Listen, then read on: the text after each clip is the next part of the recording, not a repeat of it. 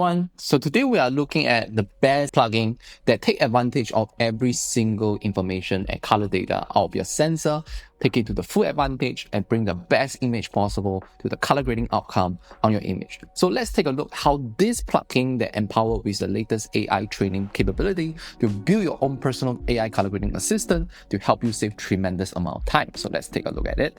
So this is looking at PFA Color Suite, which is announcing exactly in 3 more days. So now it's currently on the dashboard is 11.3, now it's 13.3 coming up.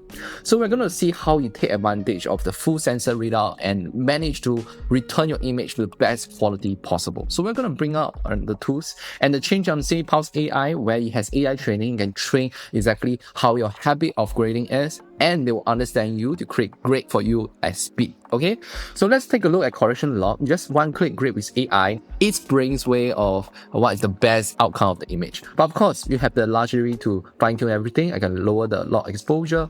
I can increase the delogify. I get the log to red 709 conversion right away. Look at how well it takes the sensor info, zero noise in the process to get the very clean output. So you don't have to rely on any LUT, any kind of color space transform at all. You can teach that workflow and it will work flawlessly across Arri Alexa all the way onto Apple Lock, every single thing. Okay, once you've done this stage, of course, we're talking about loop building. That's when CinePalette AI comes in. I have done 7 samples of AI training. So what I can do, I can generate a look. You will filter through all the possible color grade I've done in the past and save them as AI training. You will trigger all the 135 sliders to move at the same time, so I can see they added didn't add global saturation, but they added quite a lot of global density. I can fine tune everything after the adjustment as well, but you use that as a reference to create a look, and that's how powerful this entire system is. And we can generate a look, continue to filter through all the options. And to be honest, I love the iteration of this. I can regrade certain part film tonal curve to get a milky gray in the shadows, or I can go down to the individual parameters to change that. You know, can you believe that this is happening right now? That we bring our own AI color grading assistant right in the box. And next, I can go to the same frame, go to correction log, grade with AI for the exposure, white balance.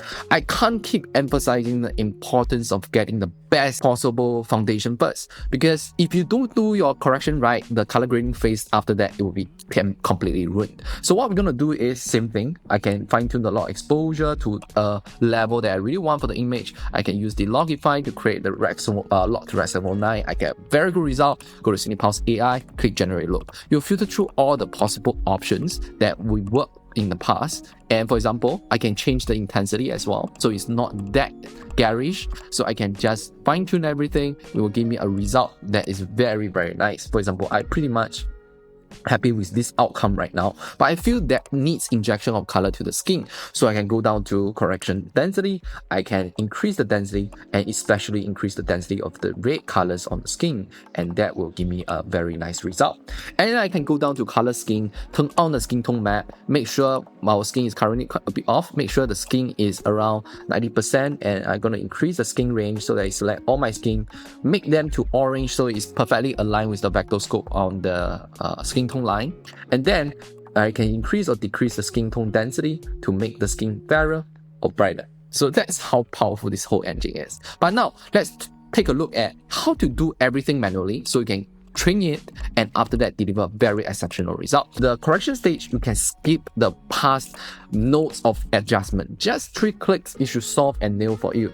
And you can fine tune just the delogify and exposure to fine tune it to exactly where it is. It's controlling and read out the sensor exactly what it needs to be. So it's taking the log curve out of the sensor, out of the color data. So that is the power of this engine. Next, you realize our correction log didn't introduce and strip away actually the manufacturer saturate. We're gonna use film spectral contrast to add the sensor color back. So we go to film spectral contrast. It's doing RGB level of color channel contrast. You never see this elsewhere, but look at how good the outcome is. When I increase the red contrast, when I increase the green contrast, or when I increase the blue contrast, look at how well it instantly actually created a look out the box for me, which is teal and orange. I can reduce the blue contrast to form a teal and pink. I can do different combo of different color contrast. And look at, no matter how much I push, the image is so authentic. It doesn't introduce that weird color tones or whatever the manufacturer saturation that burns in.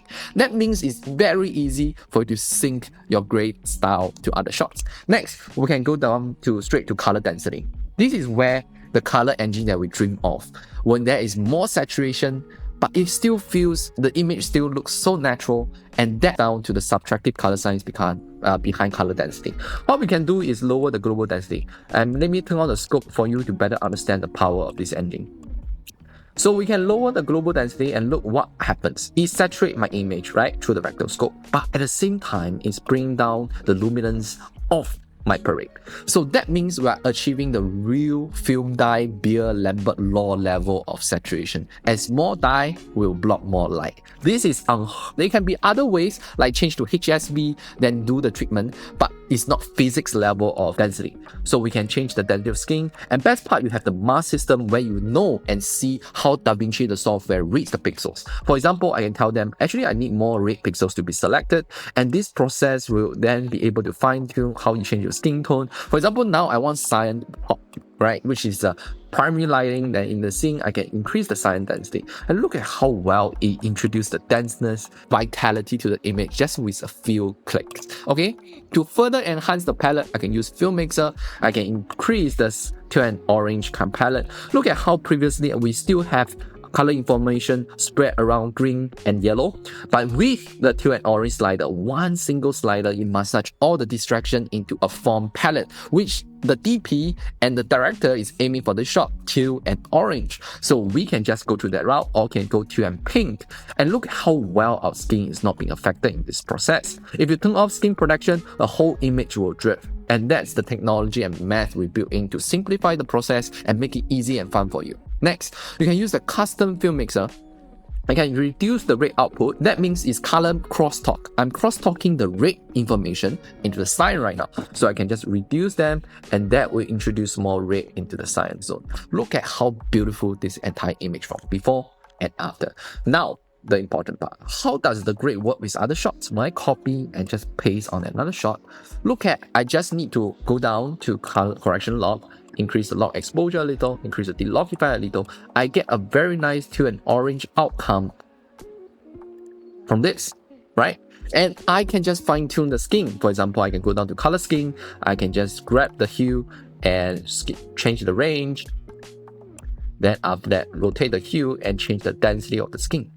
And then I get a perfect similar grade compared to the other shots. So this is how it's so adaptive.